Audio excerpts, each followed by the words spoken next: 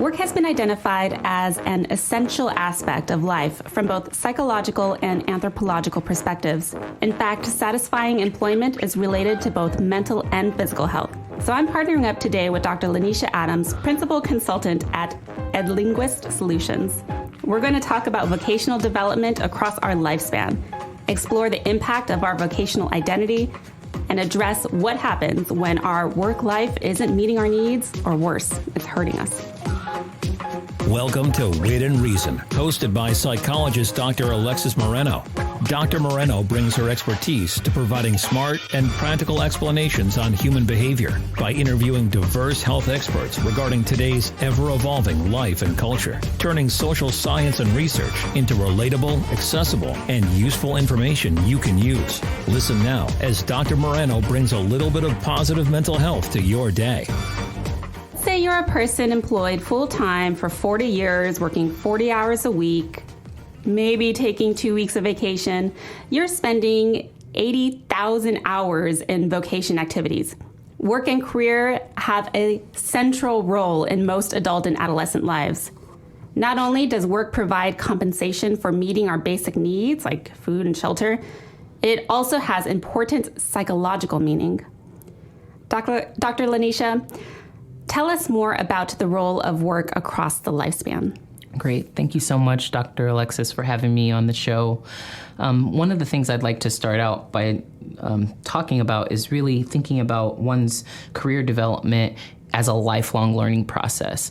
Lifelong learning is really at the heart of every form of career that it takes. So you might learn in a traditional brick and mortar school or college, you might take online courses, but it's important to emphasize that all of these do not necessarily need to lead to a degree. And sometimes when we're thinking and talking about learning and developing in one's career, it's like, I need to go and get something very concrete, and then that will help me get to the next phase. And when I work with my clients, one of the things that I really emphasize is skill development over time. So one of the things that in corporate settings and the tech industry, well-respected certifications are more like valuable than advanced degrees necessarily.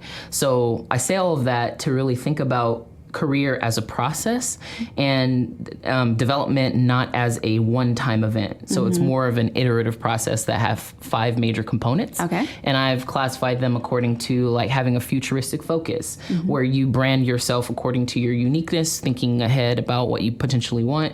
You have definite knowledge of self that really looks for patterns and insights and are based on your strengths and aspirations, which are, again, unique to you as an individual. Right. You take action, and that requires you to like set goals and make decisions to advance. And then you think about your E sort of valuation, like sort of how much money you can put to the skills and experience and years that you have, and really then look at your options to explore them. And it helps to do that with people that you know, people that are in the field that you want to get to, and then also experts who are coaches and can help guide you through that process. And then do you see people going through these stages multiple times throughout their career development? Absolutely. Yeah. I think that most people go through, I don't think of it like one stage versus another. I think sometimes you're in a job and you are coming up to where you have to negotiate your salary, and you might not be happy with the money that you're getting paid. Right. And it's like you have to go to your employer and say, when I came into this job, I had these sets of skills and I was getting paid this much. And based off of all the things that I did and accomplished, here's what I should get paid now. That conversation with that employer should be thought of like you're thinking about getting a new position. And sometimes, you know, like this evaluation process that I described sort of forces you to start exploring. And then once you start exploring, then you start thinking, is this what I really want? What other aspects of my life might be impacted by this? And I totally think that one of the major advices that I give is you should always be in this process of self-reflection and reflexivity where you really kind of question yourself about where you are and then where you want to be. And if where you are isn't working, you know, you have kind of the capacity to mobilize and advance. Right. And I definitely appreciate the idea of evaluation all the time, like ongoing evaluation to make sure you're where you want to be. So Bluestein, Dr. Bluestein, in his article in 2006, identified that work has several implications. It provides people with a sense of identity.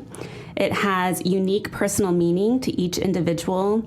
It allows individuals to contribute to the welfare of their social and cultural groups, and is a constant that connects us to other human beings. So how do you work with someone who's just starting their career development process, or someone who's beginning to explore a career shift while keeping all of this in mind as far as how important a person's career and work is? So I'll talk about two examples. One is with someone who's 18 and another with someone who's 50. Right. So when you're 18 and you just have finished high school, it's important to think about it in terms of ages and phases of career, because when you're 18, maybe you've worked 2 years. I'm working with a lot of youth who even they have 2 years of work experience, which is kind of amazing in the district, to really see these youth knocking it out of the park with years of experience when they're young. But you're 18, this one person in particular I'm thinking of, they did not go to college. They took some classes at a community college and then it didn't work for them. So they're working at a cafe. The vision and the dream that they really want to pursue, where they really want to end up, is owning their own bakery one day. And I start there. What is your ultimate end goal? And that's based on what are your true heart's desires, aspirations, passions. And from there, then we can say, what do you need in terms of skill to get to that point? Right. And so when this one client that I'm thinking of in particular, when she's charting her process, she's sort of like, I work at the cafe. The cafe gives me a sense of what I might need to do to develop, customers. And then she's like, well, this cafe doesn't really have the vibe, doesn't really have the kind of environment that I want to create when I open my new cafe. So then I was like, well, where might you find that? And so she then mapped out a whole process to go and find this particular cafe. She went and found it and now works in that particular cafe. Great. So when she's thinking about, okay, well, what other things? So I have this is how you cultivate a repeat customer base. Now I want to focus on environment. Well, she wants to own a bakery, then she needs the skills of being a baker. And so that's one of her next phases. So she's working now, and in about a year, she'll have enough money saved to then think about what kind of training program for bakery school would, and in the DMV, would help her get to her ultimate goal. Right. And that's kind of amazing, right? So you start thinking about the pieces and then you piece them together. So that's the 18-year-old. Yeah. The 50-year-old has had a whole lifetime of work, 25 years, and then they're switching careers from something that's non-tech to tech. This person in particular is like, I don't have a tech background. I don't know what I might do to get a tech background. They don't have a tech degree. And so they went online and signed up for a Coursera course to really focus on Python, program coding and development, and then got a project management certification, networked on LinkedIn, and then was able to find make their next move.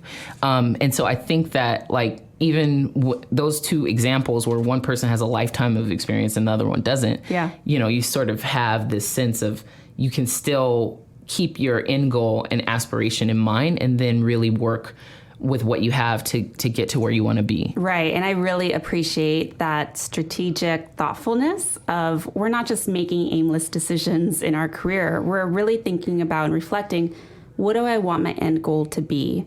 And then now, what decisions do I need to make in order to get there? And, as you mentioned in your examples, it takes a lot to get there. It takes a lot of different knowledge sets. It takes a lot of different experiences in the field to be able to really get to those end goals. So with our jobs playing such a significant role in our lives, experiencing any kind of rupture or dissonance can take a major toll on various aspects of our well-being. So let's talk more in depth about some of the major struggles and how to overcome them. All right, so unemployment. Work promotes well-being by serving a protective function for aversive life events and experiences. The attainment of work has been shown to correlate negatively with criminal activity, substance abuse, and other mental health concerns. So when we're talking about involuntary unemployment among both youth and adults, now that's going to be associated with numerous negative health outcomes, including increased depression and anxiety. So it doesn't just end there with I'm unemployed, I don't have a job, but then it impacts other aspects of our well-being. So what advice do you have for someone who is unemployed? The major thing I would say about if you're unemployed is, once again, what is your true heart's content? Mm-hmm. What do you aspire to do or to be? And where is that environment? You identify that, number one. Yeah. That's a very, some people like to think of this as non-essential. I find that is essential if you want to live a purpose-driven life and really find the right fit for your talents. And, we're spending a lot of time, you listed off all these stats about how many hours we spend working in a year and in our lifetime. And I think that this is extremely an important part of the process. The other thing that I want to mention is I work with a couple of clients who are unemployed and they don't have their LinkedIn profile complete. Yeah. If you have 100% complete LinkedIn profile, LinkedIn has done research to show that you have like 40 times more opportunities than those who do not have that. You complete your LinkedIn profile, you put in your headline that you are looking for an opportunity to wow whatever employer that's next. Right. And recruiters and other folks using that platform to hire will do searches and you'll come up in their search. And if you're complete, it'll appear higher in the search algorithm, which is important for people to know. I mean, I think those are two very simple sort of things you can do. Really practical. That are very practical. The other thing is to really know your strengths and have some kind of assessment. A lot of folks haven't had the chance to do like Gallup Strengths Finders or something like that, but there are free ones. There's a Values and Action Survey, the VIA survey, and we'll include a link, we'll add that to the website so you can check it out. And so, and that will tell you, okay, based off of not only your true heart's desire, but what are your values, what are you passionate about, and then also what are you good at, and then you can have this sense that will motivate you based on data about who you are. Maybe you haven't thought about that, maybe you don't have that insight, but that's really important to then motivate you to sort of go and do something that requires a lot of risk. There's a huge emotional risk when you are unemployed, and you might not feel motivated all the time, especially if you keep trying and keep putting things out and you're not getting the results that you want. And so the last part I'll say is to really have a very network of how you might search for a job. So a lot of people use Google or Indeed.com, but there are tons, and I have about 10 links that will also... So we'll add, Yeah, and so you want to sort of look at, not just focus on one. Monster is a huge one, but there's so many that folks don't even think about or know about. And I think having a varied list to increase your odds is really helpful. Yeah, I would suggest looking at organizations that are specific for that field or that industry versus going to the Monster where employers put that out and they get thousands of responses back. So you're just going to be one of the thousands. So we'll add all of those links on witandreason.com. So it'll be really easy for you guys to figure out, how do I set up my LinkedIn account? How do I do these surveys so I can learn more about what the potential opportunities are that might be of interest to me, and how to boost up that opportunity to find employment. Another piece that I'd like to mention is that, as I previously mentioned, employment can be a place where you get a lot of human connection. And so if that's taken away from you all of a sudden and you're no longer employed and you're no longer connected to your coworkers or to your team, and it can be very isolating and lonely. And I think that might be contributing to those increased rates of anxiety and depression. So make sure that you find some kind of support group, other people who are in a similar situation looking for work, or go to networking opportunities, or find a mentor so that way you still have some kind of human connection while you're going through this really difficult stage in your life. Now let's go ahead and talk about underemployment.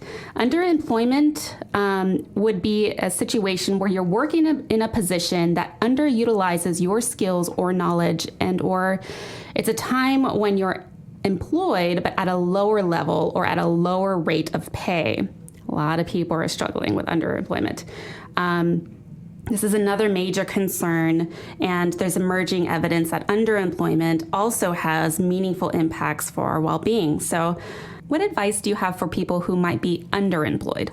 I would say that to make sure that you know the value that you have, do research, compare based on your skills, years of experience, and the value that you add to the organization. I find that many people are underemployed and have been working in a particular place for a great length of time. So the organizational knowledge that they have is a value that they may not even think of. Yeah. You can't hire someone new and bring them in and like have them have the knowledge that you've had working in an undervalued role. So I'd say make sure you do that. And then also think about, what does a living wage mean for you? And to monetize your passions. And don't be afraid to go out and make a change. I wanted to say a little bit about this LinkedIn study that was really popular and came out. There are over 7 million users, and LinkedIn surveyed about 10,000 people. And they found that if you're a millennial, you're likely to change your job at least 4 times in the first decade that you've been out of college. Now, I think that this piece about changing jobs and having success needs to be embraced by everyone, because if a particular place isn't working for you and it's not maximizing your skills, passions, experience, then you should feel inspired to do research to see where you might be able to move and take the next step. Right. I agree. Okay, so now getting a little bit more specific, talking about culture and identity and how that influences our work decisions. We all operate within a cultural context, and our behavior, including our work decisions, can be influenced by our gender, racial identity, background, sexual orientation, socioeconomic status, age, and the presence or absence of a disability. So, looking at the American Psychological Association, they were mentioning that these contextual influences help to form our environments and our responses to the environment. So as a consulting psychologist, it's really important for me to understand which cultural identity variables are salient to the people that I'm working with, and in which ways are those how do those variables intersect as well? So how have you noticed culture and identity influence a person's pursuit and experience of work? I definitely have seen it in the negative mainly. There are folks, brown folks, black and brown folks that I work with who really want to get into tech, and they feel like they can't because there is a barrier there and they don't have the network, they don't have the context, but they have the skills. Right. And I think that there aren't enough, there needs to be more like sort of opportunities for folks to break those barriers. I mean, there isn't any way to say, like, look, if you're in the tech industry and you do not see it as diverse, you have a whole network, sort of a hive of black and brown people. How do you link those two? Yeah. So I spent a lot of time sort of looking into how I might find those opportunities and networks to connect them. There's one that I like to talk about that people don't know, and it's the Flatiron School, and they offer 0%, like $0 tuition. And the reason why it's $0 is so that black and brown folks can then focus on what they need to learn to enhance their skills and look competitive, and then they find them the jobs. And so you're part of this network, you're a fellow as part of this school, and then that gives you opportunities. I totally think, race is definitely one, race and ethnicity is one sort of mitigating factor, but then another piece is around, how do you talk about your skills in a way that really stand out? Yeah. And that, to a lot of folks, might sound like showboating. And if you're humble and you're raised to be I don't really... It could be a cultural clash to talk well about yourself, and the skill set that you have, or to ask for a raise, or to negotiate money. And so trying to figure out, how do I balance my cultural values or cultural upbringing with the realities of the workforce and what I need to do in order to make sure I'm getting my needs met. Absolutely. That's always a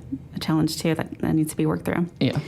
Okay, so some issues do come up at work. Harassment is one of them. Harassment is unwelcome conduct that is based on race, color, religion, sex, including whether or not you're pregnant, national origin, age, so if you're like 40 or older, disability, or genetic information. Now, harassment becomes unlawful where enduring the offense conduct becomes a condition of continued employment. The conduct is severe or pervasive enough to create a work environment that a reasonable person would consider intimidating, hostile, or abusive. And so if you're in a situation like that, employees are encouraged to inform the harasser directly, if you can, that the conduct is unwelcoming. So you're setting up those boundaries and letting them know that this is not appropriate and it must stop. It's also encouraged that employees should report the harassment to management at an early stage to prevent it from getting worse. And then if you're claiming that an employer has discriminated against you, the Equal Employment Opportunity Commission, or the EEOC, may be able to help. They have a public portal. You could just Google it, or you'll find a link on our webpage too. Have you had to work with anybody who's dealing with that kind of harassment at work, and that's what's motivating their change? Yes. To leave? I've primarily seen it. I've worked with waiters, folks from the restaurant industry, and one of the most that industry is like the most pervasive. I've done some looking into the EEOC research in sexual harassment for women, and I have had two clients, one who switched from being a waitress to a sonographer and figuring out that pathway, but she didn't know her rights and thought that was business as usual from a manager sexually harassing her.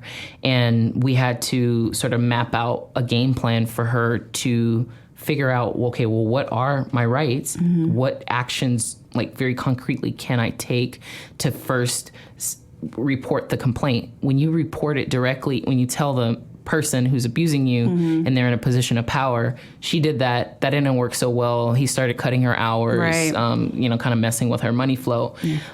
She tried to explain it to the owner. Nothing occurred. And it wasn't until she started taking legal action that things started shifting for her, but she then learned that environment wasn't the best and ended up leaving, but still filed a complaint formally. So I definitely think that these issues are really key, or really important for you to know, number one, what are your rights as a worker, and not be thinking that you don't have that and sort of paralyzed by fear to not know what steps to take. But I think starting with the EEOC, using that tool is really, really helpful and key. Yeah, they actually even have a youth program that I'm going to talk about a little bit later, where they're starting at younger ages, teaching the youth, here are your rights, your civil rights while you're at work, because you do have them, they do exist. So they have a lot of good educational opportunities and outreach for youth as well. All right, so now that we have a great understanding about how important our career is across our lifespan, let's go ahead and go to some more specific questions about what some challenges people are facing in their career lives. So I guess what I've been thinking about lately is how we as 30-somethings are kind of caught in the middle of our careers. And that's been on my mind just because I feel like when you're in your 30s, you're kind of just in suspension. You're in the middle of your career. You're not a 20-something starting out, but you're also not near retirement age. So I guess what I've been thinking about is, how do we deal with being stuck in the middle? How do we not revert back into the things and the bad habits that we used to do when we started out in the workforce? But how do we also not get stuck worried about the future, or thinking too far ahead, or not being aware enough about what we need to do now? So it's just really, how do we deal with being in the middle? Great question from someone who's in their 30s or in their middle phase of their career development. What kind of advice do you have? How do we deal with not getting into a rut? I think that she said something that really stood out in my mind, and it was this notion of being stuck. Yeah. And like sort of stuck in the middle. And I would say, number one, reject that notion that you're stuck anywhere. When, it's like sort of the heart of empowerment. When you're thinking about where you want to move to next, where do you want to end up? You might be in your 30s working in a job you've been kind of feeling like you need to have so you can pay the bills, save money, maybe you want to buy a house, maybe you want to do stuff, and you have to work in this one particular job for 5 years, and you're starting to get tired of it, but you haven't invested any energy into thinking, what might I do next? What is it that I really want to do? What have these last 5 years been like? And once you figure out where you want to ultimately go to next, or potentially where you could go to next, then that will motivate you to take some action. So I always reference our sort of visual about sort of the career process and in terms of 5 phases. And I think what this person is describing, it really is, they're sort of stuck in the middle in this phase and would require them to think about, take sort of a diagnostic of where you might want to go to next. Yeah. And then start doing research, exploring what are some other possibilities. And then once you get into taking those actions, you sort of have to track what your thinking is around where you are and where you want to go to next. And if you need a lot of help with like undergoing that kind of process, then you hire a coach, you hire someone to help facilitate it. But I totally think rejecting the notion that you're stuck is really key. That's the first step. It's mindset. Yeah, and even if you're in the middle phase of your career development, doesn't necessarily mean that the curiosity or the exploring different options, even within your own organization, doesn't mean that stops. You have the opportunity to keep on building your professional self. Absolutely. I think we need to think of it as like a continuum over a time span. Yeah. So let's go ahead and listen to another question. So I am a director who is building a team of, an assistant director and other people from a higher level to, entry level positions. And so while I care about my advancement, I also want to know, how do I best ensure that I am advancing the team below me and making certain that they have all the tools that they need to succeed? So one of the things I'd say to make sure your team is brought up is to really know what are their values, what are their strengths. You could totally have your team take the values and action survey and then sort of take a look at where their top strengths are, like the top 5, and then see, okay, how might you use those strengths to really have them do their next plan of development, whatever that might be for your particular work context. And I'd also say that I appreciate you being a good manager in terms of wanting to lift your people up.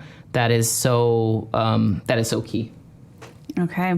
And how would someone, also building their team, focus on their professional development and do the day-to-day of putting out all the fires? How do you balance all of that at the same time? I think one of the managers that I've worked with before who had sort of a similar passion did what he called 10-minute coaching sessions when he had check-ins with his one-on-ones with his the people that he managed. Yeah. And in those 10 minutes, you could really, and you just focus on what is the individual, what do they want, what are their strengths, and how are they getting there? And if you do that over a period of a month, 10 minutes devoted exclusively to that, where you don't talk about, okay, well, what are you doing and how are you doing it, but who are you and how is this feeding you? Yeah. I think that would help really block it off, because you only have a certain amount of time to really focus. But 10 minutes in a one-on-one meeting leaves you 50 minutes if it's an hour, or 20 minutes if it's half an hour, to really get at that. Thank you so much for your time and for addressing some of these questions. Visit witandreason.com to get links to the resources we shared on today's show and to connect with me, Dr. Alexis Moreno, and Dr. LaNysha Adams. Did you hear something on the show today that you relate to on a personal level? Share your story. Send us your recording on witandreason.com, and we may be able to post it on our career and well-being show page to help others navigate their career development. A special thank you to DC Radio, and of course, thank you all for listening. Stay posted on Instagram, Facebook, or Twitter at Wit and Reason and DC Radio for our next show. I'm Dr. Alexis Moreno. Let's keep the conversation going.